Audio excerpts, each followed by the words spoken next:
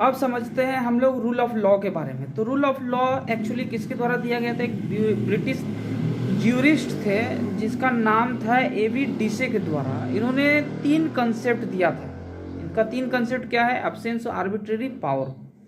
अगर arbitrary power का absence हो जाएगा, that is no man can be punished except for a breach of law. अगर कोई ब्रीच किया जाएगा लॉ को तो उसको पनिशमेंट नहीं देना है, ऐसा ये है डायसी के द्वारा कहना। Equality before the law, equal subjection of all citizens. अगर कोई भी पर्सन रिच रहे, ये दूसरा कॉन्सेप्ट है कि इक्वालिटी बिफोर द लॉ। कोई भी पर्सन अगर रिच है या पुअर है या लो है या हाई है, to the ordinary law of the land administered by the ordinary law courts. तो लो कोर्ट्स के द्वारा उसे क्या किया जाएगा? एक जैसा ट्रीट करना है। प्राइमेसी, तीसरा क्या बोल रहा है? Primacy of the rights of the individual, that is the constitution is the result of the rights of the individual is defined and enforced by the courts of the law rather than the constitution being the source of the individual rights, ये कहना है।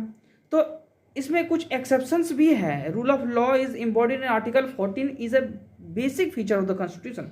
तो अगर पूछेगा कि rule of law किस में आता है, तो रूल ऑफ लॉ आपको बताना पड़ेगा ये आर्टिकल 14 में आता है। ऐसे कोई भी सिविल सर्विसेज का इंटरव्यू देता है तो जरूर से ये सवाल पूछता है, what do you understand by rule of law. और इसमें कुछ लोग बहुत फंसते हैं।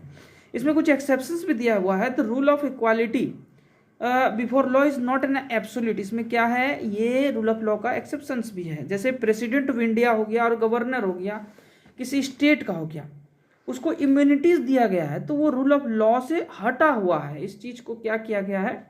रूल ऑफ लॉ से हटाया है, जो कि आर्टिकल 361 में मेंशन किया गया है। जैसे प्रेसिडेंट हो गया, गवर्नर हो गया, वो एंसरेबल नहीं होगा किसी कोर्ट में अगर वो एक्सरसाइज कर रहे हैं परफॉर्मेंस ऑफ द पावर्स और ड्यूटीज ऑफ हिज ऑफिस। अगर अपने ड्यूटीज में काम कर रहे हैं या ऑफिस में कार्यरत है, तो ऐसा नहीं है कि उसको कोर्ट का, अगर किसी मैटर में उलझ गए तो उसको कोर्ट में जा करके उस चीज को एंसरेबल देना होगा, ऐसा नहीं है।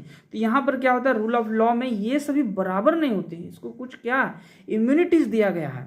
नो क्रिमिनल प्रोसीडिंग्स, किसी तरह का कोई क्रिमिनल प्रोसीडिंग्स नहीं होगा। जैसे प्रेसिडेंट और गवर्नर को no process for arrest or imprisonment of the president or the governor shall be issued from any court during his term of office। अगर ऑफिस में कार्यरत है तब तक उन्हें अरेस्ट भी नहीं करना। No civil proceedings against the presidents or the governor shall be instituted during his terms।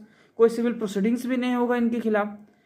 फिर दूसरा पॉइंट क्या बोल रहा है? No person shall be liable to any civil or criminal proceedings in any court in respect of the publication in newspapers of a substantially true report of any proceedings of either house of parliament or either house of the legislature of state. तो ऐसा नहीं है कि कोई भी person अगर reporting कर रहा है तो आप उसको रूल ऑफ लॉ के खिलाफ मानेगा, नहीं, ये रूल ऑफ लॉ से बाहर है।